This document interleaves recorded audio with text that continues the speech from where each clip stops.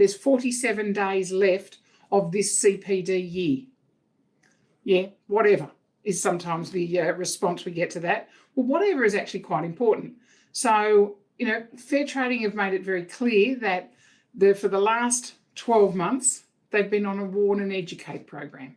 So they've been saying, okay, well, they issued the statement of regulatory intent, obviously, to give, when any major change comes to legislation, those first 6 months usually, and that's what the first statement was about the regulatory intent, was that they'd have a warn and educate process. And, unless you're playing with trust account monies, obviously, they weren't going to issue any penalty infringement notices. It was about letting agencies get themselves, or get their house in order, get their agency in order, in terms of making sure that you were complying with the new legislation. That because of COVID, that got extended out to 12 months. That 12 months, 12 plus a couple of weeks, finishes on the 1st of April. So as of the 2nd of April, Fair Trading are going to, they've been looking and investigating where they've needed to right through COVID, right through the last 12 months. But you also need to know that but they haven't been issuing penalty infringement notices for anything to do with the implementation of the new legislation. That will commence as of the 2nd of April. Okay, so all bets are off. You need to have your house in order. So we need to start looking at what needs to be done in these next 47 days to make sure that you are compliant. So when Fair Trading do start looking at what agencies are doing to make sure that they comply with the new legislation, that you are compliant. You don't want to go losing money because of compliance. Okay, you're supposed to be listing, selling, managing properties or livestock or businesses or whatever your function happens to be under the Property and Stock Agents Act, not paying infringement notices for not getting administrative compliance right. So let's have a look at what we've got. By the 22nd of March, 47 days away, you need to have met every agent needs to have met their CPD requirements. For assistant agents, you need to have completed 3 units of competency towards your licence. Whether you get that through recognition of prior learning or whether you have to complete a course, it needs to be completed, not just enrolled, completed. So if you haven't started that process yet, please talk to us. Talk to us about, obviously recognition of prior learning is the fastest way to get there in the next 47 days. If you've been working in the industry, odds on that we can get you there. We do have some small transition modules that will get you there for those units as well, if you haven't got huge amounts of experience. For licensed agents, it's 6 hours, 3 hours of the compulsory topics plus 3 hours of the elective topics. Real simple, needs to be done. Whether you're coming to class, whether you're doing a webinar, whether you're doing it online.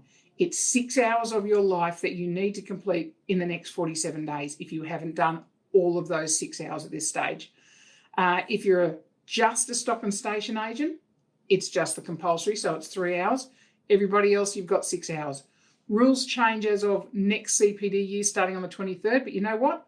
I'm not going to confuse the issue. We're not going to talk about that until the 23rd of March. So, odds on what I'm going to be talking about on the first Facebook Live after the 23rd of March. So, warning, that's coming. Obviously, it'll be all over our Facebook and our website as well. So we actually need to know about all these things. Your trust audits should have been in. We were given extra time because of COVID. So usually that 30th of September to have your trust audit reports lodged with Fair Trading. That was extended out to the 31st of December. If you have not done that by now, so you need to check that you have your trust account audit for both of your trust accounts, if you're offering both property management and sales, have been lodged with Fair Trading. They're now late. We're now in February. You may well get a fine for that. And certainly they're looking at, if they're not in by the 31st of March, there may well be a suspension of your licence. So guys, double check that your trust account audit reports have been lodged with Fair Trading by your accountant or your auditor. The window of opportunity that I wanted to talk about, that is, if you are a Class 2 agent, you have held your licence for a minimum of 2 years prior to the change in legislation. So in other words, You got your license before the 22nd of March 2018. You held it consistently for those 2 years or 4 years or 24 years. Doesn't matter, however, whenever you got it, but it has to be at least before the 22nd of March 2018. You can apply for a Class 1 license without having to do the diploma, without having to give your work experience evidence on your logbook from your licensee in charge. So now is the time to make that application for that Class 1 license. You need to get on the Fair Trading website. You need to make that transition or the upgrade to a Class 1. The fee on there will be the difference between the upgrade from your renewal fee for a Class 2 to the renewal fee to a Class 1. So if you've already paid your renewal for a Class 2 and now you want a Class 1, there'll be a small amount. If you're due for renewal soon, there'll be a larger amount. So it'll depend on where in your license renewal period you are. So that's really important. Last one about this 47 days time frame that you've got to get things sorted out. No, it's actually not last, it's the second last.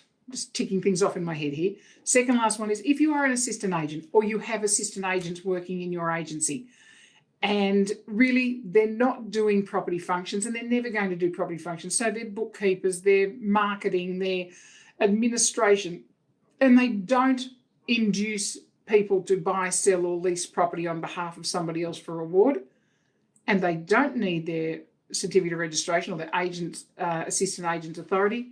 They need to surrender their certificate prior to the 22nd of March. There's a form on the Fair Trading website to do that. So just, again, go into the search engine on that site and get it, or ring us and we'll flick you the form, or the link to it anyway. So all assistant agents need to make that decision. Are they going to keep their certificate of registration and make sure that they get their 3 units before the 22nd of March? Or are they saying, no, I actually don't want to actively work in the listing, selling and leasing of property, or buying, listing, selling, buying, leasing of property. So they will surrender it. So that decision has to be made.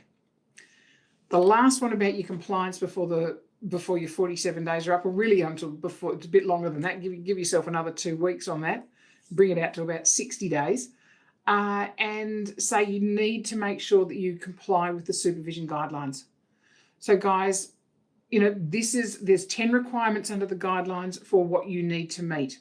So make sure that you are complying with those new supervision guidelines, because up until now it's about what processes you've got in there. Have a look at our website. We've got information about some pro forma documents that you can get to actually assist you, some easy documents to assist you in being compliant with those guidelines. So super important. We've also written a few Excel spreadsheets, so all good here in terms of getting that together.